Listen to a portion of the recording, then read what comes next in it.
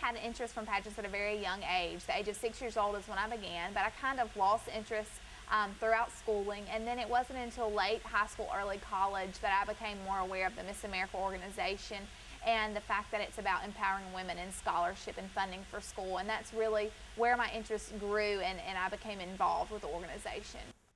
I began playing the piano at a very young age. The age of 6 is, I believe, where I began starting. I know it was first grade, so about that. And it's really been something that I've always done in the privacy of my own home. Most of my friends didn't even know I played. Actually, I've always just enjoyed playing out of the hymnal at my house, and as I became involved with the organization, I started playing competitively. My platform is a nonprofit organization called First Book. And what I love so much about this organization is that it is addressing the literacy crisis that is facing our nation, and addressing it face on by looking at one of its key contributors, and that's access to books.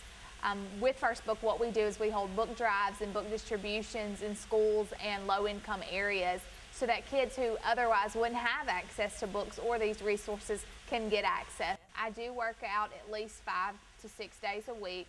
And that consists of, I'll get my cardio in the morning. I'm a big runner, so I normally get up about 6 to 7, depending on what time my classes start.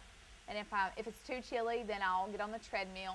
And then I lift weights 3 to 4 days a week, every week. If there any advice I could give to girls who were looking at getting involved in pageants, first of all, I would tell them to come watch. Come see Miss Mississippi, see what we're all about, because it will definitely sum up whether you want to or not, because it is a big commitment.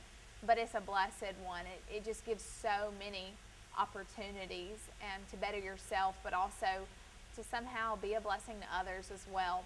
And my second piece of advice would be, you know, if you choose to compete, then give it everything you've got, because one day I want you to be able to look back and say, you know, I put it all in.